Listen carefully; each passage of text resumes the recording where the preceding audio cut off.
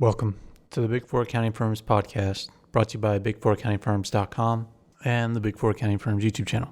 Before we get started, just wanted to remind everybody to support us if you have a chance or if you can. Even $1 helps, and we have a link in the description to a website called Buy Me a Coffee. It's just a way to donate to us and support us. Again, any amount is helpful so that we can keep putting out content.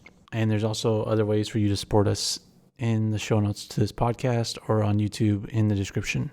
Today's podcast wanted to discuss some interesting news out of Australia. I mean, there's always interesting news out of Australia, whether it's accounting or COVID related, but there's news about Deloitte's partners. And as you know, in Australia, there's been a lot of issues with partners being forced to retire early, as most partners in the Big Four accounting firms are required to retire early. And before, it used to be you were expected to retire at 62, but since there was so many concerns and there's so many lawsuits around that, Deloitte has decided to, what according to the Australian Financial Review, they're going to be performance managed. And I mean, that's what the Big Four accounting firms already do to staff that aren't wanted. You know, you get put on a performance management program and then you basically are forced to exit. And so that's what's going to happen with Deloitte here. And this happened as a result of a lawsuit and age discrimination lawsuit. And I think partners are going to do this around the world. And we've talked about that on here, about how it's really going to change the dynamics within the Big Four accounting firms, because the partners already do so little.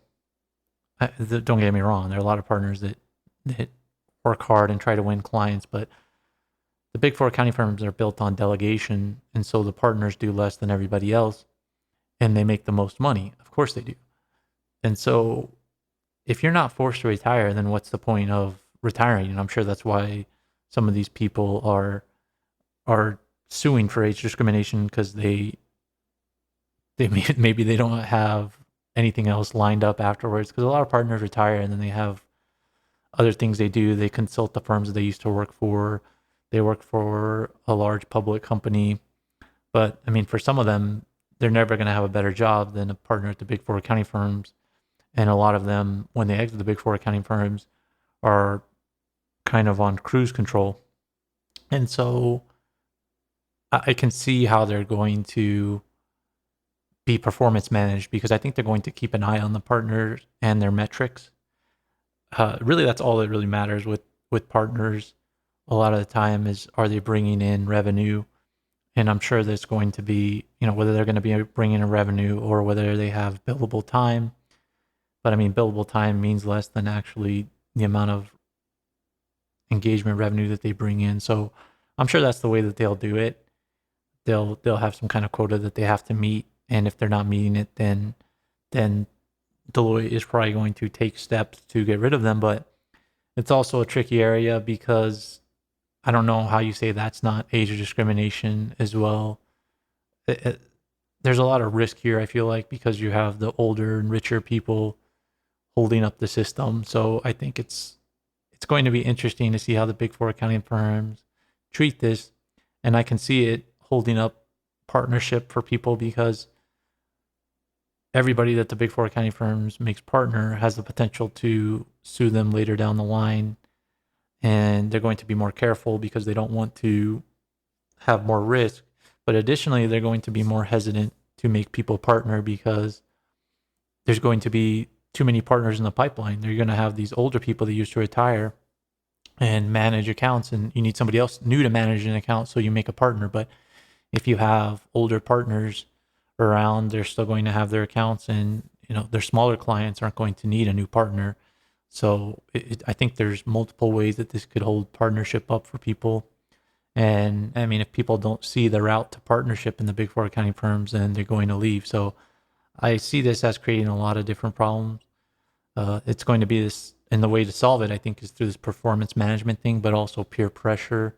Not only peers for the partners, but also their staff below them, if they feel like hey, you're holding me up, or I don't want to work for this old partner who's just chilling and collecting a paycheck, then then I think maybe that could force a partner out too if they just feel awkward.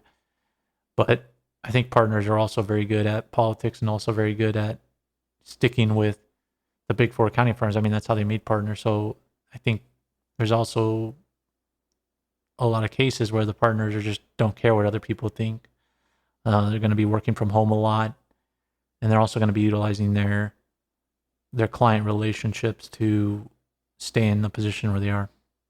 But those are just my thoughts on this news about partners being performance managed, which is something you never thought you'd hear, but except for in a downturn. But now we have to start discussing it because as these partners to the big four accounting firms, then it raises those new issues. But that's the podcast for today. Make sure to subscribe to get future updates and check out the show notes to find ways where you can help us. Thanks for listening.